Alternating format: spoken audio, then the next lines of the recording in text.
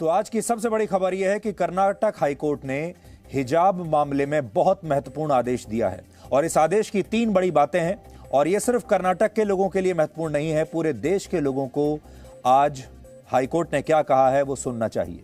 पहली बात, जब तक इस मामले में कोई अंतिम फैसला नहीं आ जाता तब तक स्कूल में छात्रों को किसी भी तरह का धार्मिक परिधान पहनने की इजाजत नहीं होगी। यानी ना तो मुस्लिम छात्राएं हिजाब पहन सकती हैं और ना ही हिंदू छात्र भगवा गमछा पहनकर स्कूल आ सकते हैं। यह एक बड़ी बात। दूसरी बात, अदालत इस बात की समीक्षा करेगी कि क्या स्कूल और कॉलेजों में हिजाब पहनना मौलिक अधिकार है या नहीं, और यह बहुत बड़ी बात है। स्कूल और कॉलेजों में हिजाब पहनना क्या किसी का मौलिक अधिकार हो सकता है? इस पर एक संवैधानिक विचार जरूर होना चाहिए और पूरे देश के सामने यह बात स्पष्ट होनी चाहिए कि किसी भी तरह का धार्मिक परिधान पहनकर स्कूल जाना या कॉलेज जाना क्या किसी का मौलिक अधिकार है या नहीं। एक बार हाई कोर्ट इस बात को स्पष्ट कर दे, और हमें यह भी पता है कि यह मामला सुप्रीम कोर्ट तक जरूर जाएगा।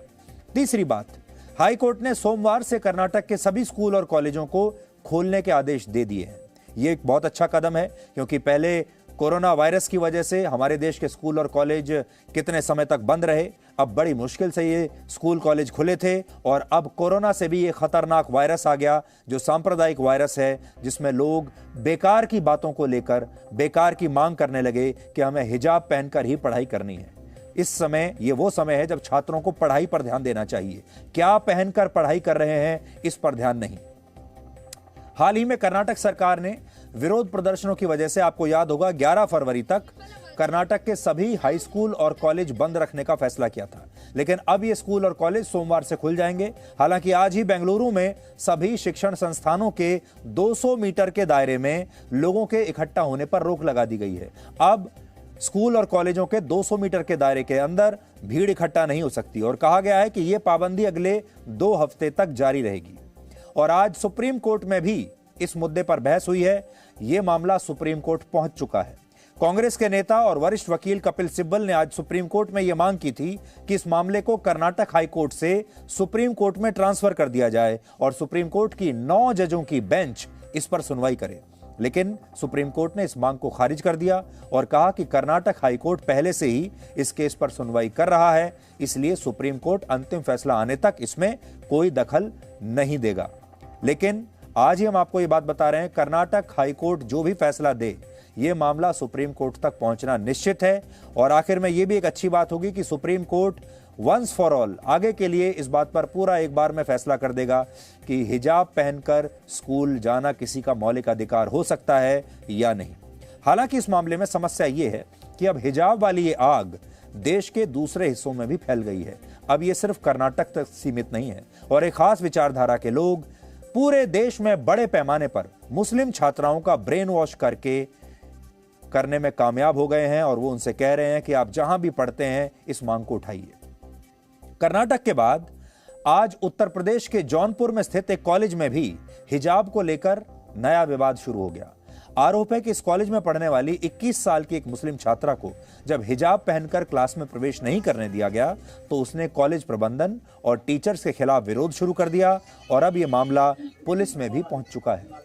जरीना नाम की इस छात्रा का आरोप है कि उसके कॉलेज में पढ़ाने वाले एक शिक्षक ने उसके हिजाब पहनने का विरोध किया और कहा कि वो इस तरह के किसी भी धार्मिक परिधान को अपनी क्लास में स्वीकार नहीं करेंगे।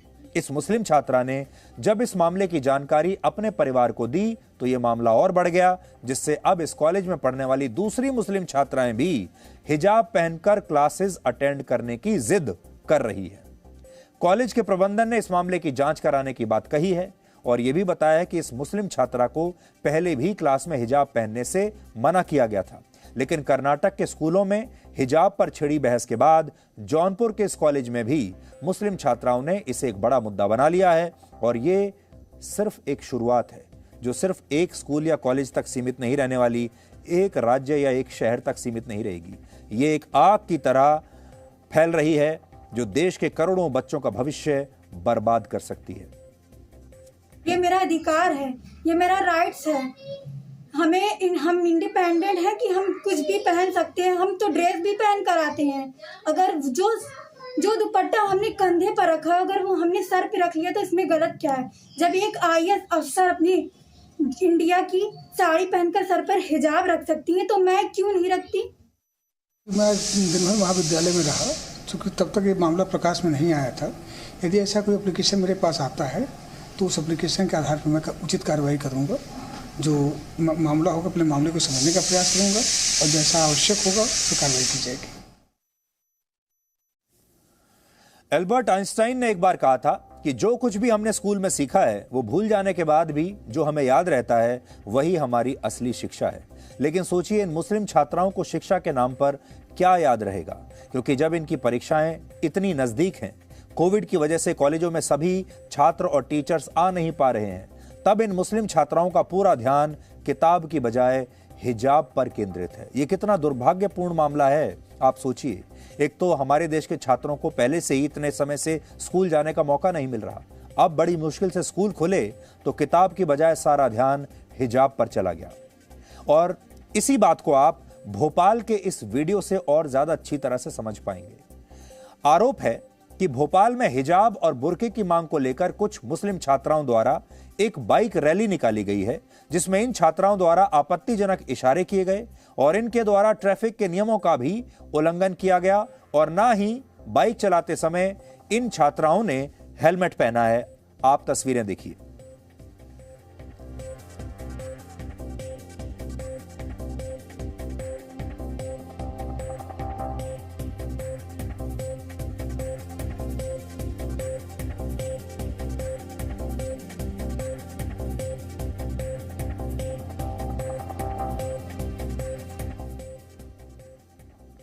तो कहने को तो अगर आप देखेंगे तो हो सकता है इन्होंने यातायात के कुछ नियमों का उल्लंघन किया हो, जैसे इन्होंने हेलमेट नहीं पहना है और जो ये बाइक चला रही हैं, खतरनाक तरीके से बाइक चला रही हैं, वो सारी बात ठीक है।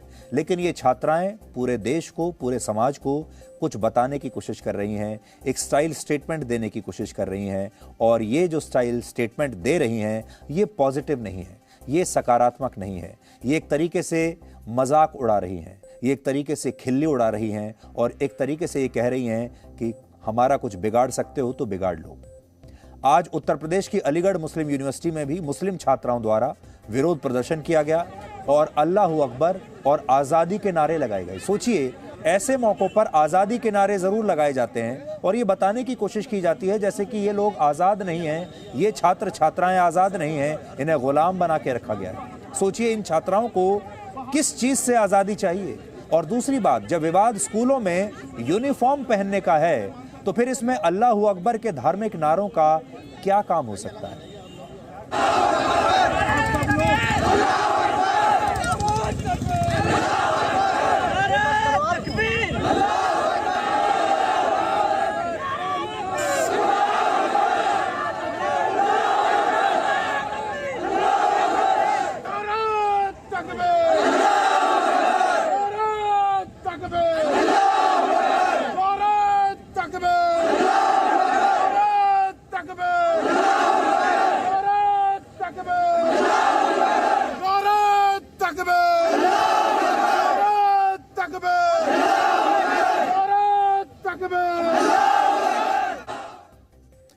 अब समस्या यह है कि इन लोगों को आखिर तकलीफ किस बात की है जो ये नारे लगा रहे हैं और इसे पूरा धार्मिक रंग दे रहे हैं। धार्मिक नारेबाजी यहां पर हो रही है।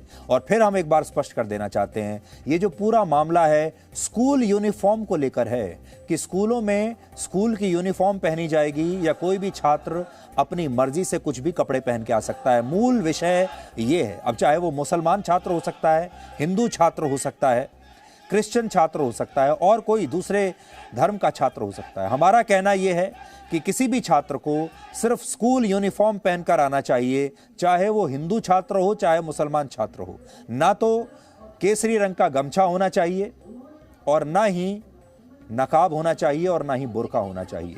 स्कूल की यूनिफॉर्म होनी चाहिए हर स्कूल में, और कॉलेज में भी यही नियम अपनाया जाना चाहिए। हमारा कहना यह है। दूसरी बड़ी बात यह है, हमारे देश में किसी ने भी इन छात्राओं को या इन लड़कियों को बुर्का पहनने से या हिजाब पहनने से नहीं रोका है। ये अपने घर में, बाजार में, जहां भी ये जाती हैं, अपने निजी जीवन में, ये कहीं भी बुर्का पहन सकती हैं, हिजाब पहन सकती हैं, जो चाहे कर सकती हैं, पूरी आज़ादी है।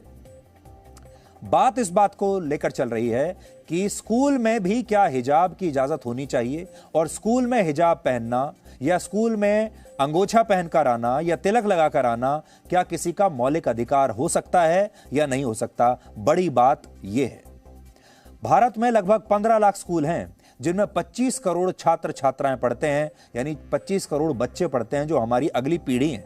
सोचिए अगर ये सभी 25 करोड़ बच्चे अपने स्कूलों में हिजाब, भगवा गमछा या दूसरे धार्मिक चिन्ह और पोशाक पहनकर आने लगे तो देश में कितनी विस्फोटक और खतरनाक स्थिति पैदा हो जाएगी। और जब इस तरह की नारेबाजी होती है जो अभी आपने देखा, अब अगली बार जब नारेबाजी होगी तो इसे कश्मीर से जोड़ दिया जाएगा, फिर इसे पाकिस्तान से जोड़ दिया जाएगा और फिर पूरे इस्लाम से जोड़ दिया जाएगा।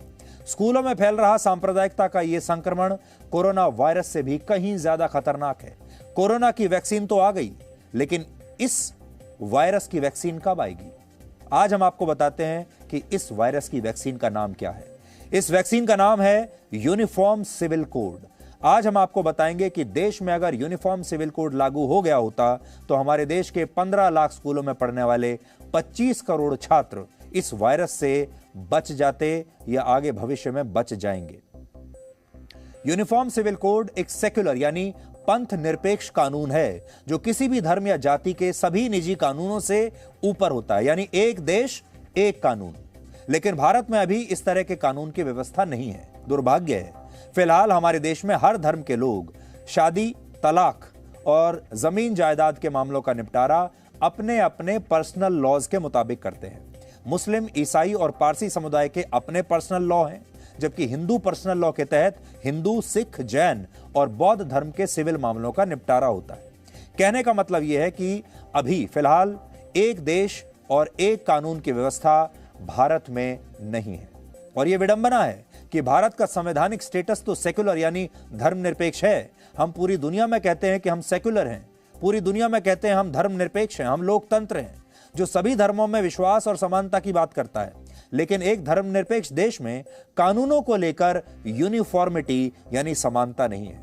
तो जब कानूनों को लेकर ही यूनिफॉर्मिटी नहीं है तो फिर स्कूलों में यूनिफॉर्म कैसे चलेगी?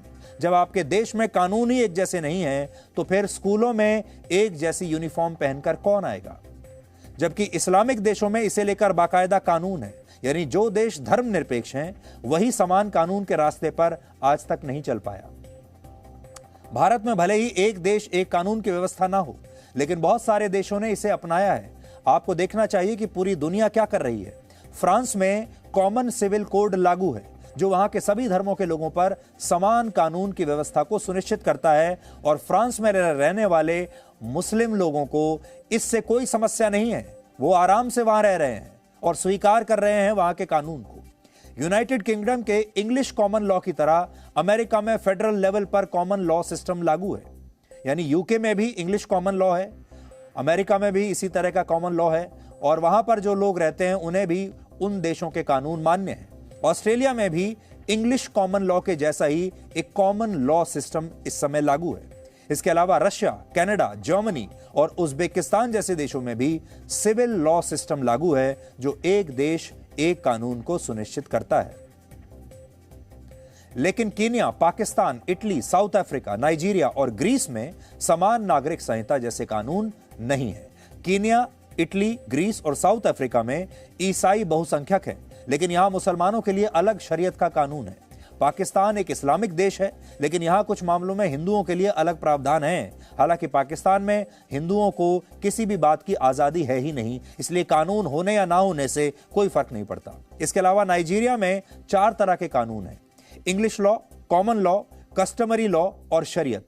यानी यहां भी भारत की तरह ही सभी धर्मों के लिए समान कानून नहीं है, हर धर्म के लिए अलग कानून है। यहां पॉइंट यह है कि जिन देशों में यूनिफॉर्म सिविल कोड जैसे कानून हैं, उन देशों में धर्मनिरपेक्षता का विचार ज्यादा व्यावहारिक है। उदाहरण के लिए फ्रांस में लगभग 10% मुसलमान रहते हैं। सोचिए, फ्रांस की कुल आबादी का 10% मुसलमान है, लेकिन वहां एक देश एक कानून होने की वजह से मुस्लिम समुदाय के लोग 3 तलाक और बाल विवाह जैसी इस्लामिक मान्यताओं का पालन नहीं कर सकते। इसके अलावा फ्रांस में कॉमन सिविल कोड होने की वजह से वहां पर स्कूलों में बुर्के और हिजाब पर पूरी तरह बैन लगाना संभव हुआ है। वहां आप स्कूलों में बुर्का या नकाब नहीं पहन सकते। नटशेल में कहें तो यूनिफॉर्म सिविल कोड एक ऐसी वैक्सीन है जो धार्मिक कट्टरवाद के संक्रमण से भारत को बचा सकती है, और इसे आप भारत के ही एक राज्य गोवा के उदाहरण से समझ सकते हैं। गोवा तो हमसे बहुत ज्यादा दूर नहीं है, आप लोग अक्सर पिकनिक के लिए, वेकेशन के लिए गोवा जाते रहते होंगे, तो गोवा से कुछ सीखिए।